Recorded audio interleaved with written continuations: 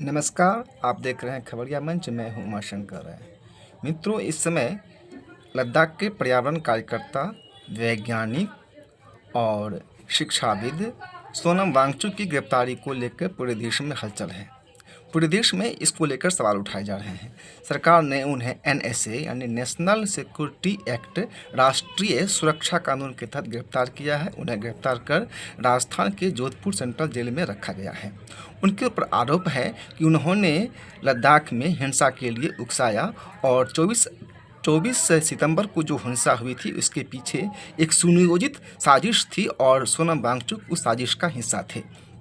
उन पर यह भी आरोप है कि उनका पाकिस्तान के साथ कनेक्शन रहा है और इस साजिश में पाकिस्तान का हाथ रहा है, जिसमें कि सोनम वांगचुक की मिलीभगत का आरोप सरकार ने लगाया है। सोनम वांगचुक पर एनएसए यानी राष्ट्रीय सुरक्षा कानून के तहत कार्रवाई करने को लेकर देश में कई तरह के सवाल उठाए जा रहे हैं। एक ऐसे व्यक्ति पर एनएसए का मतलब होता है सीधा सीधा कि देशद्रोह का मामला। एक ऐसे व्यक्ति पर देशद्रोह के कानून के तहत मामला दर्ज किया जाना, जिसने सेना के लिए, जिन्होंने किसानों के लिए, लद्दाख वासियों के लिए और वहाँ के बच्चों के बीच शिक्षा का अलग जिन्होंने जगाया है, जिन्होंने सेना और किसानों लद्दाखवासियों के लिए कई आविष्कार किए, कई तकनीकों का आविष्कार किया, उन पर देशद्रोह का मुकदमा किया जाना। एक ऐसे व्यक्ति पर देशद्रोह का मुकदमा किया जाना कि जिन्होंने गलवान घाटी में चीन के आक्रमण के बाद बायकॉट चीनी आइटम्स का जिन्होंने नारा दिया हो। एक ऐसे व्यक्ति पर देशद्रोह का मुकदमा दायर करना जिन्होंने कश्मीर से धारा 370 और 35A को हटाने का समर्थन किया हो, मोदी सरकार की तारीफ की हो, उन पर एनएसए कानून के तहत कार्रवाई करने को लेकर के सवाल उठाए जा रहे हैं। इस मामले में पुलिस की कहानी, पुलिस के दावे पर भी सवाल उठ रहे हैं। सवाल यह उठता है कि जो पुलिस घटना को रोकने में असफल हुई, उपद्रव से पहले इसकी जानकारी हासिल करने में विफल रही, वही पुलिस वारदात के 24 घंटे के अंदर या 24 घंटे के बाद ही सारी साजिश का पता कैसे लगा सकी।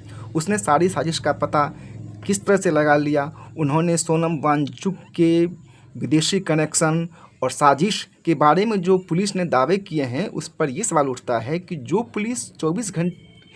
पुलिस उपद्रव होने से पहले इसके बारे में उसे भनक तक नहीं लग पाई, वही पुलिस 24 घंटे के बाद इस सारी साजिश का खुलासा करने में कैसे कामयाब हो गई। दूसरा, पुलिस ने यह दावा किया था कि पिछले महीने अगस्त महीने में लद्दाख में एक पाकिस्तानी गुप्तचर को गिरफ्तार किया गया था और जिससे कि सोनम वांगचुक का कनेक्शन साबित हुआ है। अब सवाल ये उठता है कि इस खबर में पुलिस ने ये नहीं कहा कि उस पाकिस्तानी जासूस की गिरफ्तारी अगस्त महीने की किस तारीख को हुई। फिर भी यदि हम मान लेते हैं कि अगस्त के सबसे अंतिम दिन यानी 31 अगस्त को भी अगर गिरफ्तारी हुई पाकिस्तानी जासूस की, तो उसकी गिरफ्तारी के 24 दिन के बाद यानी 24 सितंबर को लद्दाख में ये उपद्रव हुआ। अब यहाँ सवाल उठता है कि जब अगस्त महीने में ही यानी लद्दाख में हुए उपद्रव के 24 दिन, कम से कम 24 दिन पहले ही पाकिस्तानी एजेंट की गिरफ्तारी हो चुकी थी और उसके साथ सोनम वांगचुक के कनेक्शन का पता पुलिस को लग चुका था और साजिश की जानकारी पुलिस को हो चुकी थी, तो आखिर 24 सितंबर की हिंसा हुई कैसे? पुलिस इसको रोकने में सफल कैसे नहीं हुई? इसका मतलब है कि पुलिस की इस दावे में कुछ न कुछ झोल अवश्य है। दूसरी बात यह है कि मोदी सरकार का ये आजमाया हुआ नुस्खा है कि जो भी उसके विरुद्ध में यानी उसके खिलाफ आवाज़ उठाता है, कुछ ऐसी मांग रखता है जिससे कि मोदी सरकार असहज होती है, तो उस सब पर देशद्रोह का आरोप लगा दिया जाता है। चाहे वह विपक्ष के नेता हों, चाहे वह किसान आंदोलन के नेता हों, चाहे सोनम वांगचुक हों। आपको याद होगा जब 2021 में किसान आंदोलन हुआ 3 कृषि कानून के खिलाफ, तो किसान आंदोलन को सबसे पहले तो इसे नकली किसान कहा गया, आढ़तियों के दलाल के रूप में उन्हें संबोधित किया गया। उसके बाद उन्हें खालिस्तानी कहकर बदनाम करने की कोशिश की गई। यह बताने की भरपूर कोशिश की गई कि ये जो किसान आंदोलन के रूप में जो लोग यहाँ जमा हुए, दिल्ली के बॉर्डर पर जमा हुए हैं, वे दरअसल किसान नहीं बल्कि खालिस्तानी आतंकवादी हैं। तो किसानों को खालिस्तानी देशद्रोही घोषित करने की कोशिश की गई। जब राहुल गांधी ने अडानी के मुद्दे को उठाया तब उन्हें जॉर्ज सोरोस के साथ उनका संबंध बताकर उन्हें देशद्रोही साबित करने की कोशिश की गई। और अब जब सोनम वांगचुक एक जायज़ मांग के साथ आंदोलन पर उतरे हैं, वे वही मांग कर रहे हैं जो खुद हिल काउंसिल के चुनाव में भाजपा ने अपने घोषणा पत्र में जिन मुद्दों को शामिल किया था, जो वादे भाजपा ने अपने घोषणा पत्र में किया था, उन्हीं वादों को पूरा करने की वे मांग करते हुए आंदोलनरत हैं। तो उन्हें पाकिस्तानी एजेंट, देशद्रोही, चीन का एजेंट आदि घोषित करने की उन्हें साबित किया जा रहा है। दरअसल लद्दाख के लोग मुख्यतः 4 मांग को लेकर के आंदोलनरत हैं। उनकी पहली मांग है कि लद्दाख को पूर्ण राज्य का दर्जा देकर विधानसभा प्रदान किया जाए और यहाँ विधानसभा के चुनाव कराए जाएं। उनकी दूसरी मांग है कि लद्दाख को संविधान की 6ठी अनुसूची में शामिल किया जाए। 6ठी अनुसूची में शामिल करने का अर्थ यह होगा कि यहाँ लद्दाख के जो जनजातीय क्षेत्र हैं वहाँ पर स्वायत्त परिषदों का गठन होगा और वे स्वायत्त परिषद यहाँ की ज़मीन, यहाँ के जंगल, यहाँ के रीति रिवाज, विवाह कानून आदि पर अपनी तरह से कानून बना सकते हैं। उनकी तीसरी मांग है कि कारगिल और लेह को अलग अलग लोकसभा क्षेत्र घोषित किया जाए। यानी लद्दाख से अभी जो 1 लोकसभा सांसद चुने जाते हैं वे उन्हें 2 लोकसभा क्षेत्र मिले। और उनकी चौथी मांग ये है कि सरकारी नौकरियों में लद्दाख वासियों को आरक्षण प्रदान किया जाए। इन्हीं मांगों को लेकर के, इनमें खासकर 2 मांगों को लेकर के, यानी लद्दाख को पूर्ण राज्य का दर्जा देने और 6ठी अनुसूची का विस्तार कर लद्दाख को इसमें शामिल करने की मांग को लेकर के पिछले 10 सितंबर को सोनम वांगचुक ने अपने 10 साथियों के साथ 25 दिन की भूख हड़ताल शुरू की थी। इसमें लगभग 15 व्यक्ति 25 दिन की भूख हड़ताल पर बैठे हुए थे और प्रतिदिन 500 से अधिक लोग उनका साथ देने के लिए 1 दिन के भूख हड़ताल पर बैठते थे। अब 23 सितंबर को इनमें से 2 बुजुर्ग, इनमें जिनमें कि एक 72 वर्षीय और एक 60 वर्षीय बुजुर्ग थे, उनकी स्थिति खराब हो गई, तबीयत खराब हो गई और उन्हें हॉस्पिटल में भर्ती कराना पड़ा। इस बीच सरकार ने इनसे कोई बातचीत नहीं की, उनकी कोई परवाह नहीं की। उन भूख हड़ताल तुड़वाने के लिए सरकार की तरफ से कोई कोशिश नहीं की गई। इससे यहाँ के लोग आक्रोशित हो गए और लेह एपॉक्स बॉडी की जो युवा शाखा है उसने 24 सितंबर को लद्दाख बंद की घोषणा की। इसी के तहत 24 सितंबर को लद्दाख में, लेह में जहाँ तहाँ युवा जमा हुए और एकाएक वे हिंसक हो गए। उन्होंने उपद्रव शुरू कर दिया। उन्होंने लेह में भाजपा कार्यालय को घेर लिया, उसमें तोड़फोड़ शुरू की, बाहर गाड़ियों में आग लगाई। उन्होंने सरकारी कार्यालयों पर भी हमले किए। इसके बाद पुलिस ने फायरिंग कर दी। पुलिस ने फायरिंग की तो जो एक नियम है,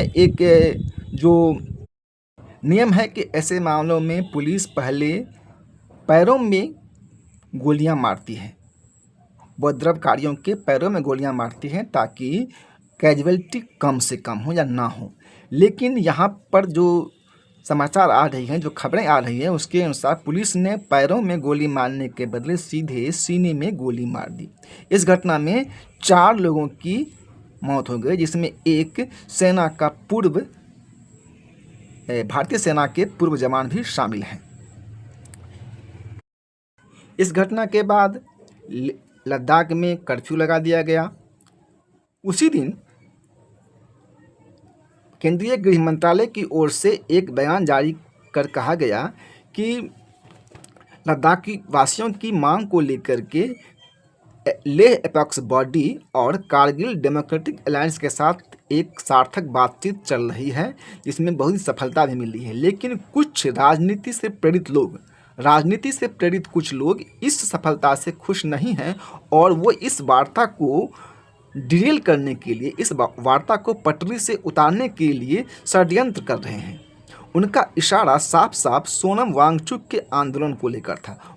सरकार का ये कहना है कि सोनम वांगचुक वास्तव में सरकार और के साथ लेह एपेक्स बॉडी और कारगिल डेमोक्रेटिक अलायंस की बीच जो वार्ता चल रही है उसको विफल करने की साजिश रच रहे हैं। इसके बाद लद्दाख के डीजीपी एसपी सिंह जामवाल ने एक प्रेस कॉन्फ्रेंस की अगले दिन, और उन्होंने बताया कि ये जो हिंसा हुई लद्दाख में, ये सुनियोजित थी, पहले से पूर्व नियोजित थी, एक साजिश के तहत हुई और इसका विदेशों से, खासकर पाकिस्तान से कनेक्शन है। उन्होंने ये भी कहा कि पिछले महीने यानी अगस्त महीने में पाकिस्तान का एक जासूस लद्दाख में गिरफ्तार किया गया और उसके साथ सोनम वांगचुक का संपर्क सामने आया है। उन्होंने ये भी कहा कि सोनम वांगचुक पिछले कुछ दिनों पहले पाकिस्तान की यात्रा पर गए थे और बांग्लादेश की यात्रा पर भी गए थे। पुलिस के अनुसार यह सारा कुछ बताता है कि सोनम वांगचुक देश के साथ कुछ न कुछ षड्यंत्र रच रहे थे। डीजीपी ने कहा कि सोनम वांगचुक के विदेशी फंडिंग की जांच चल रही है। पाकिस्तान यात्रा के दौरान सोनम वांगचुक की पाकिस्तान के अधिकारियों के साथ बातचीत के भी सबूत सामने आए हैं और इस सब की जांच चल रही है। उधर सोनम वांगचुक की संस्था, उनके एनजीओ का एफसीआरए के तहत लाइसेंस रद्द कर दिया गया है। एफसीआरए यानी विदेशी अंशदान विनिमय अधिनियम, जिसके तहत किसी संस्था को विदेश से सहायता मिलती है, चंदा मिलता है, इस लाइसेंस को रद्द कर दिया गया है। पुलिस के आरोपों का सोनम वांगचुक की पत्नी डॉक्टर गीतांजलि अंगमो वांगचुक ने जवाब दिया है। Doctor Geetanjali Angmo Himalayan Institute of Alternative Learning की प्रमुख हैं। इस यूनिवर्सिटी की स्थापना डॉक्टर गीतांजलि अंगमो और सोनम वांगचुक ने मिलकर की थी। उन्होंने कहा कि हम ICIMOD के तहत हिमालयन यूनिवर्सिटी कंसोर्टियम का हिस्सा हैं। ICIMOD यानी अंतर्राष्ट्रीय एकीकृत पर्वतीय विकास केंद्र, यह एक नेपाल आधारित संगठन है जो हिंदू कुश पहाड़ी से जुड़ी हुई सभी 8 देशों को एकजुट करता है। इन 8 देशों में भारत, अफगानिस्तान, बांग्लादेश, भूटान, चीन, म्यांमार, नेपाल और पाकिस्तान शामिल हैं। गीतांजलि ने यह भी कहा कि पाकिस्तान में सोनम वांगचुक ने मोदी सरकार की तारीफ ही की थी। सोनम वांगचुक एक शिक्षा सुधारक, एक पर्यावरण कार्यकर्ता, समाजसेवी और नवाचारी के रूप में दुनिया भर में विख्यात है। उन्होंने NIT श्रीनगर से मैकेनिकल इंजीनियरिंग की डिग्री पास करने के बाद लद्दाख में समाज सेवा शुरू की।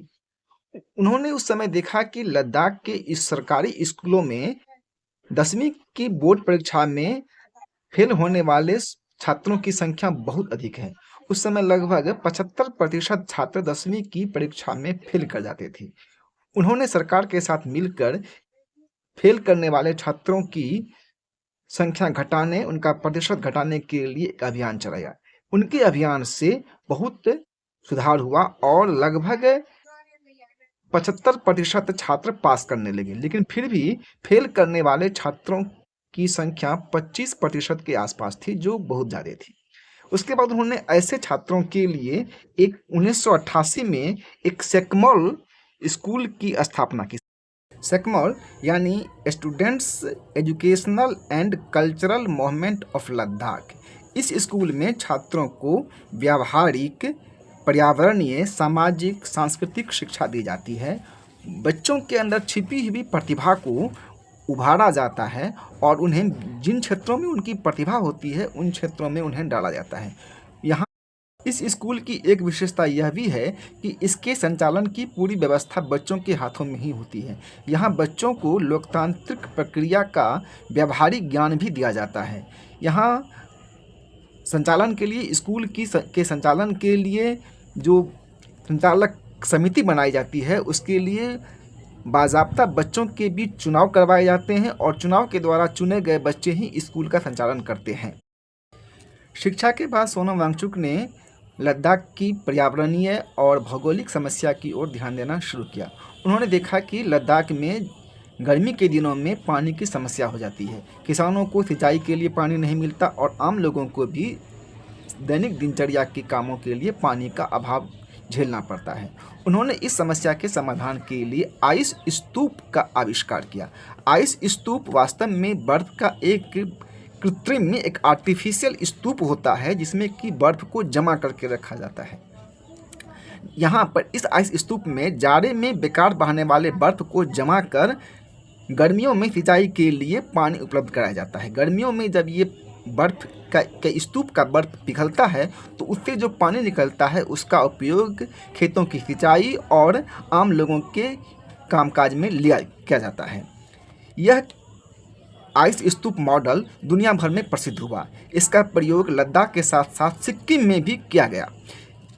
इतना ही नहीं, स्विट्ज़रलैंड जो खुद एक पहाड़ी देश है और आल्प्स पहाड़ के पास बसा हुआ है, उस स्विट्ज़रलैंड ने भी सोनम वांगचुक को बुलाकर उनके इस आइस मॉडल को समझा और इस मॉडल को स्विट्ज़रलैंड में भी लागू किया गया। इसके पहले उन्होंने 1994 में सरकार के साथ मिलकर पिछड़े बच्चों के लिए, शिक्षा में पिछड़े बच्चों के लिए ऑपरेशन न्यू होप अभियान की शुरुआत की थी। 2005 में केंद्र सरकार ने उन्हें मानव संसाधन विकास मंत्रालय में प्रारंभिक शिक्षा के लिए राष्ट्रीय शासी परिषद का सदस्य बनाया था। इसके बाद 2015 में उन्होंने Himalayan Institute of Alternative Learning की स्थापना की।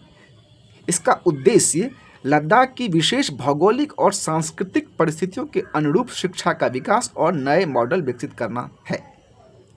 2016 में उन्होंने फार्म स्टेज लद्दाख परियोजना शुरू की। इसका उद्देश्य पर्यटन और स्थानीय लोगों को सीधे जोड़ना था। अप्रैल 2020 में जब चीन की सेना ने गलवान घाटी में आक्रमण किया तो उसके बाद सोनम वांगचुक ने बायकॉट चीनी आइटम्स का नारा दिया और चीनी वस्तुओं के विरोध का अभियान शुरू किया। उसके बाद उन्होंने 2021 में भारतीय सेना के लिए एक सौर ऊर्जा से चलने वाला टेंट विकसित किया। उन्होंने देखा कि भारतीय सेना कारगिल, द्रास और लद्दाख आदि जगहों पर जहां तैनात है, वहां जाड़े के महीने में तापमान 0 से 20 से 25 डिग्री नीचे तक चला जाता है। ऐसे में वहां सैनिकों के लिए रहना, टेंटों में सोना आदि बहुत ही कष्टकारक होता है। इसीलिए उन्होंने एक ऐसे टेंट का आविष्कार किया जो कि दिन में सौर ऊर्जा को संग्रहित कर रात में अंदर से टेंट को 15 डिग्री तापमान तक गर्म रखता है। यानी कि जब रात में तापमान टेंट के बाहर 0 से 20 से 25 डिग्री नीचे होता है, वहीं टेंट के अंदर तापमान 0 से 15 डिग्री अधिक होता है, जो कि मनुष्य के लिए रहने के लिए एक आदर्श तापमान है। इस टेंट के निर्माण से भारतीय सेना को बहुत ही राहत मिली। सोनम वांगचुक को उनके कामों के लिए दुनिया भर के कई प्रतिष्ठित पुरस्कार मिले। उन्हें 2016 में स्विट्ज़रलैंड की कंपनी रोलेक्स की ओर से रोलेक्स अवार्ड फॉर एंटरप्राइज दिया गया। इसके बाद उन्हें 2017 में global award for sustainable architecture प्रदान किया गया। इस अवार्ड की स्थापना इटली की आर्किटेक्ट डॉक्टर जाना रेवेडिन ने की थी। यह अवार्ड यूनेस्को की देखरेख में दिया जाता है और इसे यूनियन ऑफ इंटरनेशनल आर्किटेक्ट्स द्वारा मान्यता प्राप्त है। इसके बाद उन्हें 2018 में रेमन मैगसेसे अवार्ड प्रदान किया गया, जिसे एशिया का नोबेल पुरस्कार कहा जाता है। वांगचुक की गिरफ्तारी के पीछे सरकार की मंशा को लेकर कई तरह के आरोप लगाए जा रहे हैं। कहा जा रहा है कि लद्दाख की पहाड़ में दबे खनिज पर औद्योगिक लॉबी की नज़र है। वांगचुक विधानसभा और स्वायत्त परिषदों की मांग इसलिए करते हैं कि ताकि इस लॉबी से लद्दाख के पर्यावरण को बचाया जाए, क्योंकि तब यहाँ के खनन पर निर्णय लेने का अधिकार लद्दाख की विधानसभा और स्वायत्त परिषदों के पास होगा, जो कि अभी उपराज्यपाल के माध्यम से केंद्र सरकार के पास है। सरकार के आलोचकों का कहना है कि सरकार यह अधिकार अपने पास ही रखना चाहती है ताकि अपने चहेते उद्योगपतियों को खनन की अनुमति दी जा सके। यहाँ बोरेक्स, सल्फर, मार्बल, चूना पत्थर, ग्रेनाइट, आर्सेनिक, अयस्क, सोना, तांबा, लिथियम जैसे खनिज पदार्थ बहुतायत में पाए जाते हैं। सरकार के साथ सोनम वांगचुक का टकराव 2023 में उस समय शुरू हुआ जब उन्होंने लद्दाख की पारिस्थितिकी यानी लद्दाख के पर्यावरण पर जलवायु परिवर्तन के पड़ने वाले प्रभाव की ओर ध्यान खींचने के लिए एक उपवास शुरू किया। उसके बाद उन्होंने 2024 में लद्दाख को खनन माफिया यानी औद्योगिक खनन लॉबी से मुक्ति दिलाने के लिए एक अनशन शुरू किया। उनका यह कदम केंद्र सरकार को रास नहीं आया और यहीं से सोनम वांगचुक और केंद्र सरकार का टकराव शुरू हो गया। पिछले साल 2024 में उन्होंने अपनी मांगों को लेकर दिल्ली तक की पदयात्रा की थी। सरकार ने उन्हें दिल्ली प्रवेश करने से पहले ही गिरफ्तार कर लिया था। उधर लेह एपेक्स बॉडी और कारगिल डेमोक्रेटिक अलायंस ने सरकार के साथ चल रही बातचीत से अपने पैर पीछे खींच लिए हैं। इन संगठनों ने गिरफ्तार किए गए लोगों की बिना शर्त रिहाई की मांग की है। हालांकि केंद्र के गृह मंत्रालय ने कहा है कि सरकार संवाद के लिए हमेशा तैयार है और उनके दरवाजे हमेशा खुले हुए हैं। लेह एपेक्स बॉडी और कारगिल डेमोक्रेटिक अलायंस ने मांग की है कि वांगचुक सहित गिरफ्तार सभी अन्य युवाओं की बिना शर्त रिहाई की जाए, उसके बाद ही वह सरकार से कोई वार्ता कर सकती है। मित्रों, अगर आपको मेरा यह वीडियो पसंद आया हो तो कृपया मेरे चैनल को सब्सक्राइब करें, लाइक करें और कमेंट करें।